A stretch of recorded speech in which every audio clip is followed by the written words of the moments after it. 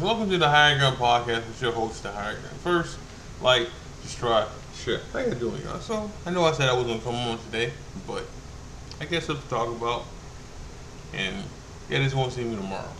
All right, and that's a guarantee because I'm not just gonna talk about TNA. Not enough fan base for that one there. But, and Friday I can talk about I might go live Friday, y'all. I might go live Friday. We'll see. Um, so some news came out. Well, hold on. Let me talk about AEW first, and then I'll talk about the other news. So AEW was decent. It was okay. Uh, Best match on the card was MJF versus Kevin Knight. Right, that's match of the week. Like, there was nothing really on. I mean, hold on. EO versus Becky was a good match. I hate the so that was probably match of the week right there. Penta versus Rusev. All right, but the MJF versus Kevin Knight beat both of those matches. So good match. They're really pushing Kevin Knight, which is good. Which is good. Which I can't really shit on him for not going to NXT.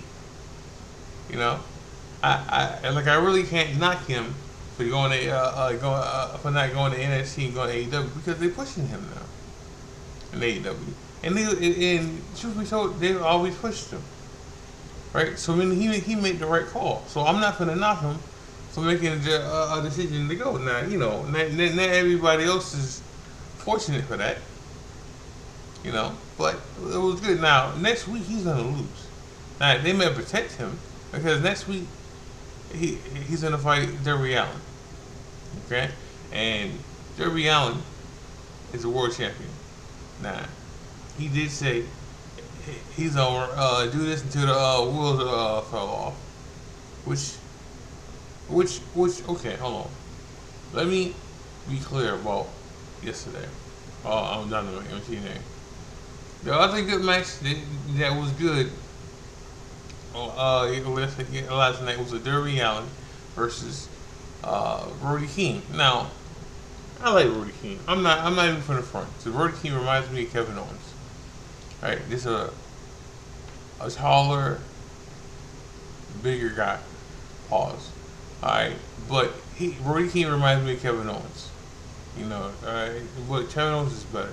On the mic and in the ring too. But Brody King, like he's like a prize fighter, even though he doesn't have any title. Oh, back in the day, I first seen Brody King in the ROH, not the ROH that Tony Khan got, another ROH. I mean, same company, but before Tony Khan brought it, and I was a fan of I was a fan of Brody King back then, just like I was a fan of Dragon Lee back then in ROH. That's how I even know about Dragon Lee in the first place. You know, and Roosh, which he had a squash match last night too. But so next week, Kevin Knight's gonna fight Darby Allin for the world title. Kevin Knight's not winning that match. Okay, and the reason he's not winning that match because A, Darby Allin's not losing. B, Kevin Knight has a title. No, has that been double champs in TNA before? Yeah, there has been. There are. Yeah, Willow was the last one who had it.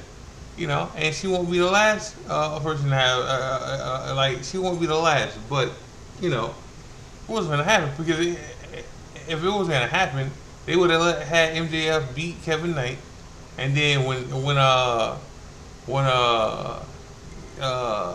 MJF and Woola, no, sorry, MJF and Darby Allin fight at the pay per view, and MJF wins, he would have been double champ. But they didn't want to go that route, right? So they're not going to do that with Kevin Knight. Now again, he won last night, which is a good sign that they believe in him, right? Because he beat MJF. Now, am I a fan of MJF losing these matches? No, no. Like MJF is your top guy. Okay, I understand he didn't get the belt, and I understand it's a story, but he shouldn't be losing. That's back-to-back losses. All right, he lost it. He lost to Darby Allin, and now he lost to Kevin Knight. Now, last time he lost it. Last time when Kevin Knight lost to MJF cheated. So the whole cheating thing, I don't care. I don't Derby cheated and he's a face. I don't care. All right. Last night, Will Knight cheated and I don't care. I don't. So this is trauma for him. But I don't like the fact that he's losing. He had a squash match and then he had a real good match and he lost. Like, and I understand they're trying to push Will Knight and make him a somewhat low tier main eventer. Okay, all right. I like the story going on with Will Ospreay and the Death Riders with John Moxley. I do. I like where that is. I like that story. I do. Not a bad story. Like, not the best story at all. Alright? Now, I got some insight on why the Death Riders didn't turn on John Moxley. And it's because of John Moxley. Because, in his words, that's some WWE shit. That's what he said. And this is why it didn't happen. Right? And this is why now John Moxley's a heel again. And he's a heel, he's a face, he's a heel. Like everybody, well, John, and I mean that for John Moxley in particular, and not Death Rider. Alright, because they, as a group, was still getting booed.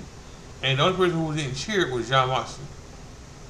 Now, again, I like the story that's happening with him and Will Ospreay. I do. They want to train him and make him a lethal weapon. And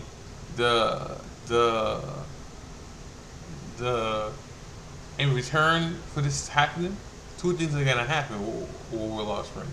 He's gonna win the belt, and then he's also gonna beat John Moxley eventually. Right? But so both things are gonna happen. Now, one's gonna happen before the other. But still, nonetheless, it's still gonna happen. Now, they did a trailer or a promo for Swerve. Now, listen. The match that they want to do is Swerve versus Bandito, the Ring of Honor Heavyweight Champion. Now, the match, I'm all for it. I'm all for the match. I really am. I don't know how I feel about him going for the RH World title. The title doesn't mean anything. Like, it doesn't. It doesn't. Like that title just means, yes, you're a champion, and they can't take that from you. And it's something he's never hold before. So there's that. But it also means when you showcase it, and you're here on Dynamite or on a pay-per-view for AEW, you can lose. Which he was already losing, but still, which is as good as Bandito is, which is another wrestler I like that in RH back in the day too. As good as he is, when he challenges somebody on alright, we can say main roster. When he challenges somebody on Dynamite or somebody in AEW, who's not on our race, he loses. You know, and Swerve shouldn't be in that category. Like he shouldn't. Like Swerve is a main eventer, an impact player. You know, but but I want to see that match though. That match is gonna be great. It's gonna be a banger. You know, so. But AEW was decent. I enjoy. So listen. So hear me out here. I know a couple weeks ago I crashed out on Darby Allin, right, and him being champion, all that good stuff. And I still feel how I feel about that, right, right. And last night he had a good match with Brody King. He did. He had a real good match, right? And I think I'm okay with him being champ because I know it ain't lasting that long. I know eventually it's coming to an end soon because, like he said himself, he's gonna ride this bus and until the wheels fall off. And last night was a good, very, very good, great match. Crash score match, right? But a very, very hard hitting match. All right, and I knew what I was getting when this match was announced because I've seen this match happen 2 other times, and all these matches are good. But Brody King does what Brody King should do to somebody the size, pause, of Darby Allin. And you toss him like a rag doll. Right? And you sling him around like he's a piece of meat. You know? You destroy him. And 95% of that match, that's what he did. And then at the end, Darby Allin was the underdog. And you know what? AEW plays the underdog role, and maybe because they have more D-sized wrestlers to do it, they play a better underdog role than the E does, which is why I'm so afraid of Roxanne turning face. All right, because she can play both roles. Now, I'm not gonna hold you. All right, I'm not a fan of her being the baby face. Like personally, me, I'm not a fan of it. Yeah, I seen it in NXT. Hell, I wasn't even a fan of her being the heel. Both roles annoyed the hell out of me. Which it just means she's doing her job.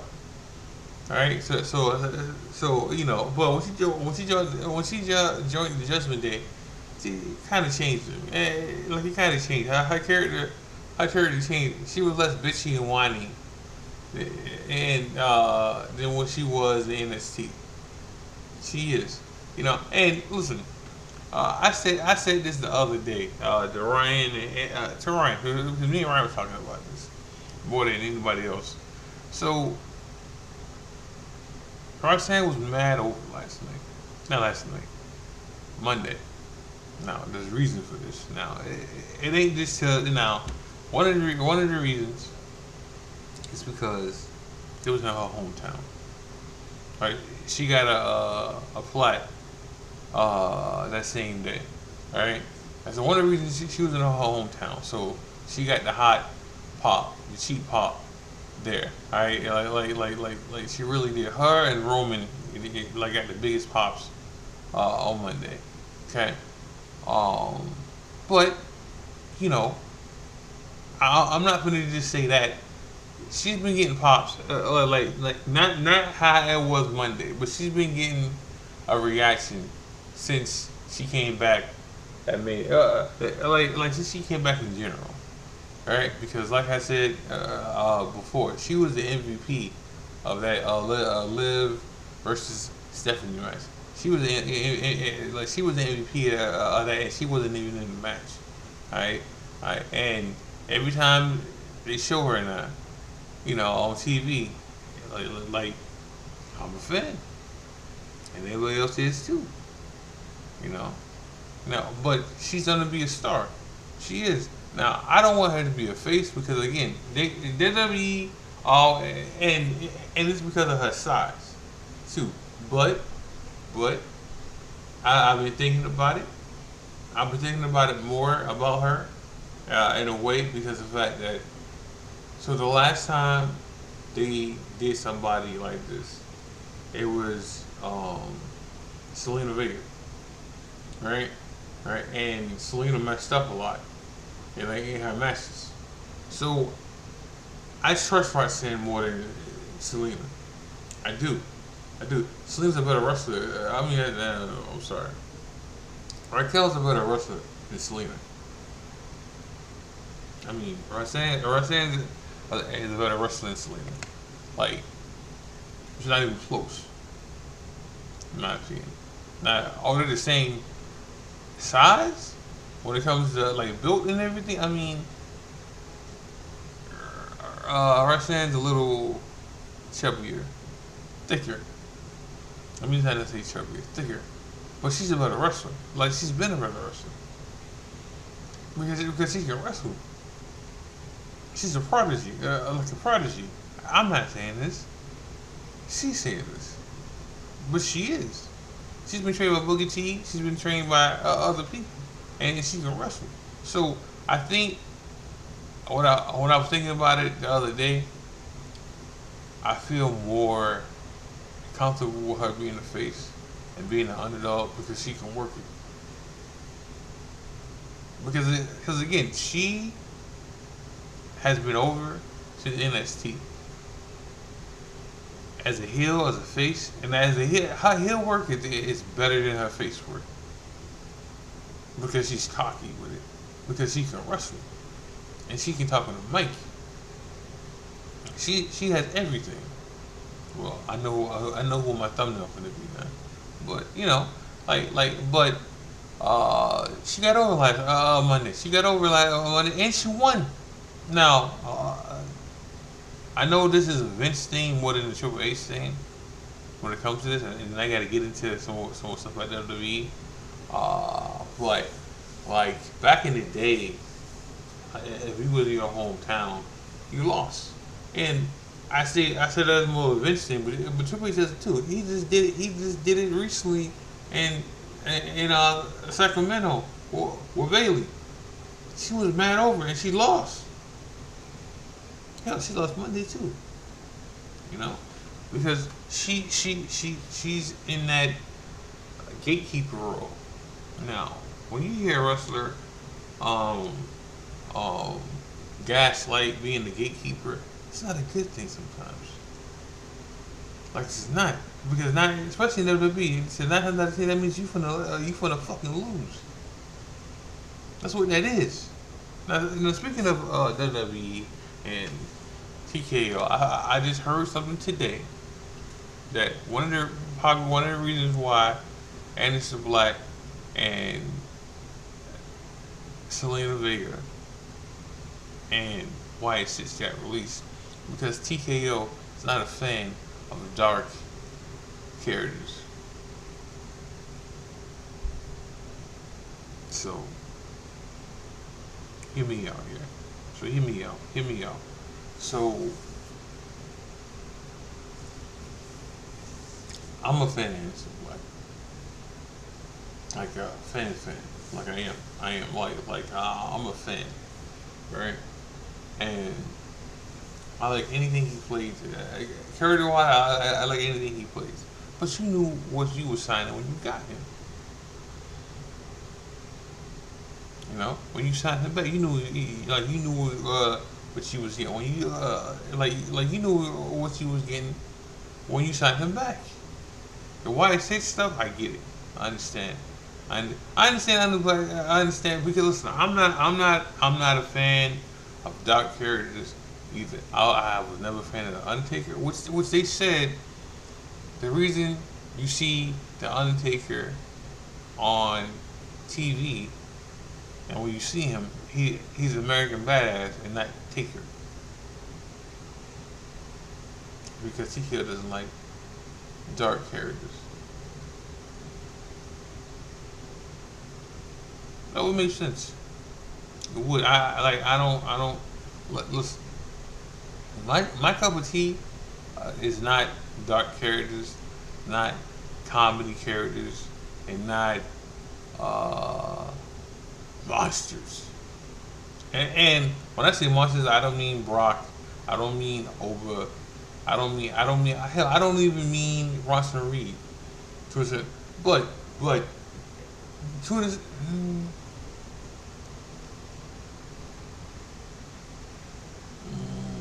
I don't know what Ross Reed. And I'm a fan of Ross Reed. I am. But I don't want to put him in the category.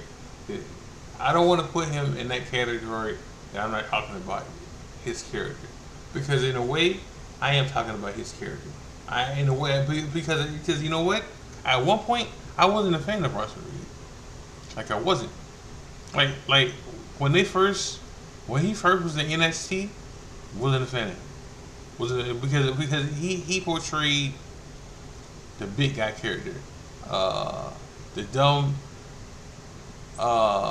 monster character that he he even did the roar shit. Like and the reason I got to take about what I'm going to say because he kind of still just does that shit. And it's just like you know what helped him though. What helped Bronson Reed? He got released. Okay, and then he went to New Japan, and he got in TNA, and he he he tweaked some things around, right? And he seen where he molded some stuff around and changed his character. And now, is he still the monster that I'm talking about? Yeah, he is. He is, but it's different. It's different because of the fact that he's a badass monster. You know, like he's a badass uh, big guy. You know, like he developed his character, and he's not Otis. And Otis gets over. He does, there's a ceiling for Otis. There's no ceiling for Braun Breaker. Not Braun Breaker, Bronson Reed. Like before, there was a ceiling for Bronson Reed, and it was like mid.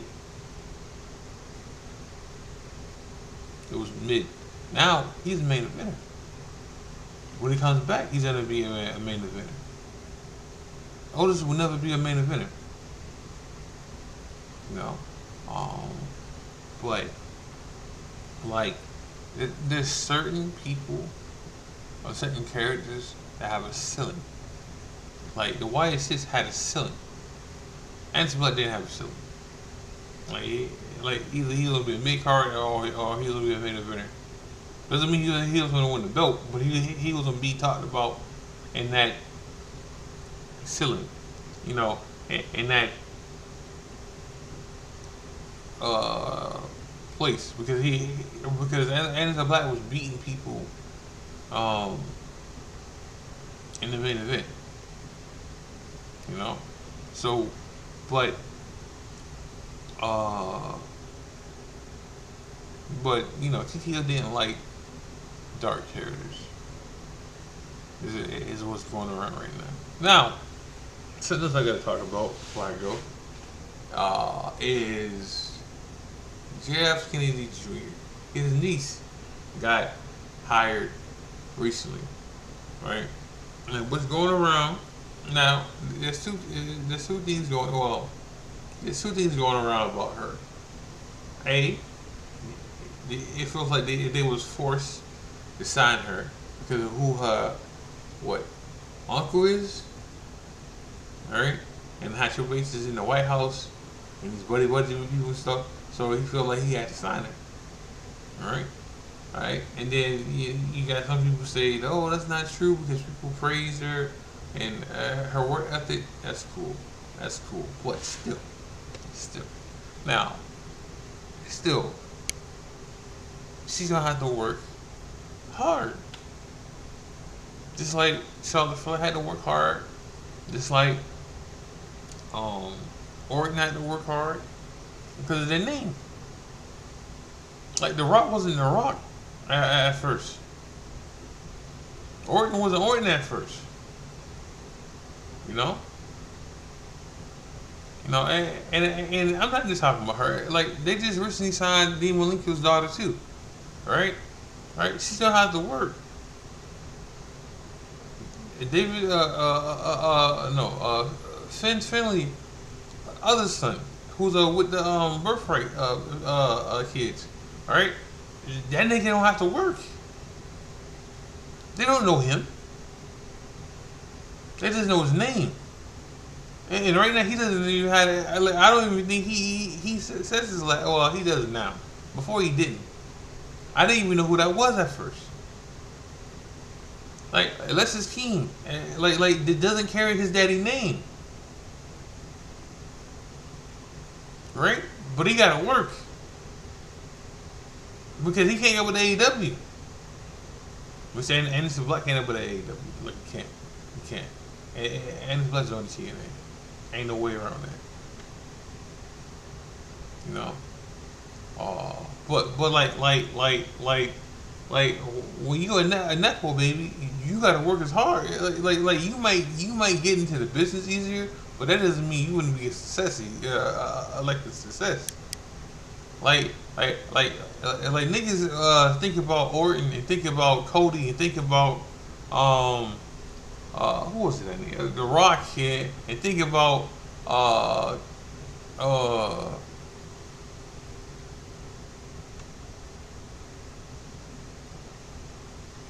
the Whites and shit like that. But one thing you gotta understand, all these like the niggas I'm naming, like they all was bad at one point, and they almost didn't make it. And then there's some niggas that like Ted DiBiase, sons didn't do jack shit.